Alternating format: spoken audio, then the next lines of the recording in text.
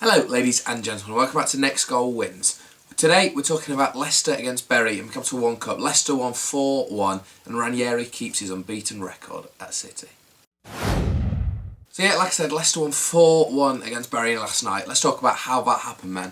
So the early parts of the game, Leicester kind of dominated possession, kept the ball on the floor a lot and really looked like they were dominating the game. I mean, this second string team really shows how far we've come on, because this could easily be our first string team. This team could walk into our first team and become our first team. So it wasn't really an issue playing all these players. I mean, when you've got people like Inler, Kante, Ulloa, Kramaric in your second team, it really does show how much we've come on since Shrewsbury last year, when we had all youth players playing for our second team. But anyway, yeah, like I said, we dominated early possession. Kante started out wide left, which was a bit of a surprise, as obviously we all think of him as a central midfielder. But like I said in my video for when we signed him, he has got pace and he looked like he was gallivanting up that wing like Lloyd Dyer. So that's always a positive sign, that he can play anywhere, which is really what we want from someone like a utility player. But Inler looked a class above him that first 20 minutes. He was spreading the play, keeping the ball, and his possession and passing looked pinpoint. Anyway, eventually we do score a goal. The ball comes out wide to Joseph Dodoo on his debut, the young 20-year-old, through the under-21s into the Leicester team, graduate from the academy. Lovely first touch, chips it over the defender, and Gascoigne-esque against Scotland in '96 blasts it off the crossbar and in. Not the volley part, but the little chip over the defender was Gascoigne-esque. I mean, it was a wonderful goal, and that to be your first goal when your senior debut is just unbelievable, really. What a debut for him. Obviously, it gets better in the night, but yeah, this goal, lovely chip over the defender, like I said, and unleashes a thunderbolt off the crossbar and in. And then we dominate the play, really, for the rest of the first half, but can't really find a way through. Joa does look a bit lazy up front, and apparently Kramaric really looked lazy up front, but, you know, eventually the ball comes for Croatian. About 40th minute, I think it is, just before half-time. He fades inside, cuts to shoot, far post, but then catches the keeper out, shooting near post with lovely accuracy, in past the goalkeeper, 2-0 before half-time, tie to bed. But yeah, what a finish it was, really. I mean, the trickery to look far post and then to shoot near post was something that he has got in his locker, and despite the fact that Vardy and Okazaki might have started the season better, I do think Kramaric is still our best finisher at the club. I don't think he's our best striker or offers the most, but I think he's our best finisher at the strikers, which, you know, come the end of the season, if we need goals, could be really, really important. Whether we need goals for, say it's a cup run, top half, relegation, whatever, I think Kramaric will be very important, because he looks like he's got an eye for goals still. Anyway, went in 2-0 at half time. Very pleased first half for everyone. Ranieri will be happy with that. Come back out in the second half. It's 2-1 and Leicester start looking shaky at the back. No pun intended there, as we were playing against the Shakers. But yeah, we started to look really shaky at the back. Ben Loani started to make rash decisions, flying in at defenders. And you don't really want to see that. Obviously, it's his debut, like full debut, playing the first full 90 minutes. So you can't really blame him for being a bit over-erratic, I suppose, trying to show an impact on the game or show Ranieri what he can do. But he flies in a little bit. And then they end up scoring a goal. Ball comes into him in the box and he smashes it past Schwarzer in goal.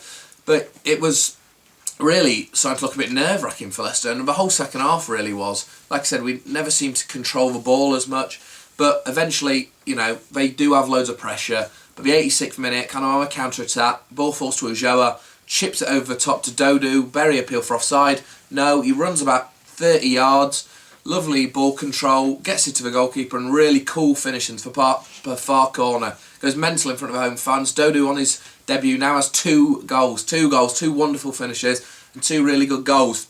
And I mean, the other day I was talking to my dad about who we need to sign in this transfer window, if anyone, and I said another winger. But if Dodoo does stay now, if they see that he's something that he can add to the team, which I'm sure he can. I mean, like someone made a good point of, what is the difference between him and Demarai Gray? Would he have made more of a difference than Dodoo did in that game? I'm not really sure he would have. So I would keep Dodoo at the club and just keep him as the backup winger. He's obviously not going to push Mahrez or Albright out, but come the end of the season, he could play a major impact. I mean, he looks like he had pace and he could finish.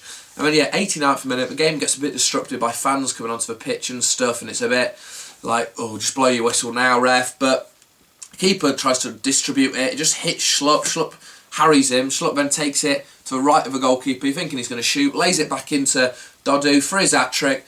calmly collects it, left foot this time, slots it into the near post, and it was a lovely finish, lovely 3 goals, lovely debut, lovely game. I mean, 4-1 with your debutant at 20 years old through the academy scoring a hat-trick, you can't ask for any more. And he took all the goals really well, which was an important thing for me to show that you've got composure when it matters. He took the goals really, really nicely, especially the third one on his weak foot. He placed it past the goalkeeper, and the goalkeeper never really had a chance. But anyway, he goes mental in front of the fans, more of the fans run on.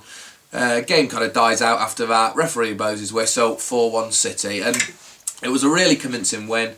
Maybe not convincing, it shouldn't have looked like a 4-1 from the basis of the game, but that first half we were very, very dominant. And the second half, they didn't really create enough, Bury, against us to force us to have to defend really deep. I mean, we still had an out ball, which obviously we capitalised on right late on with Dodoo, but that means we've got into the next pot of the draw, next round of the draw. It was live last night. It took ages for it to come on because Stoke went to a bloody penalty shootout and West Brom carried on. But anyway, yeah, we got West Ham at home in the Cup. I mean, not a bad draw, not a good draw. I mean, we're at home. It's a Premier League side, so, you know, it will be a good game. But on the other hand, you're thinking, oh, could we have had someone like Carlisle at home, and then you'd expect us to progress. But, you know, there's nothing wrong with that. Plus, also, a good point is that it will keep us match fit in terms of playing against Premier League opposition by playing West Ham, which could be important in September, October, November after we've played them,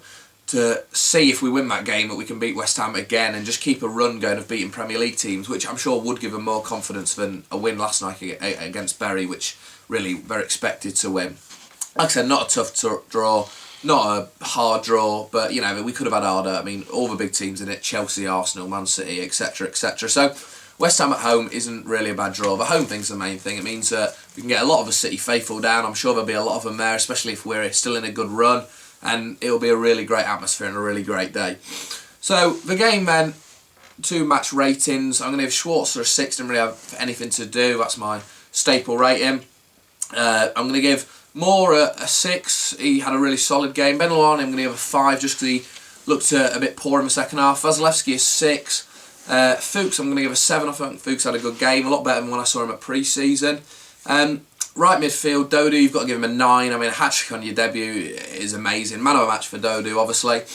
Inler, I'm going to give a 7, purely because he looked a class above in the middle from really what I've had in that first half. And I think the second half, his legs got a bit tired or whatever, but yeah, he looked a class above in that first half. Hammond, I'm going to give a 7 too as well, because Hammond looked really good. I mean, impressive really when he's playing next to Inler, but he looked kind of the same level of player. Kante, I'm going to give a 7, maybe a 7.5 too, because he stood out for me, and also he was playing in a position that he isn't familiar with. Then both Kramaric and Ulloa, I'm going to give a 6 to.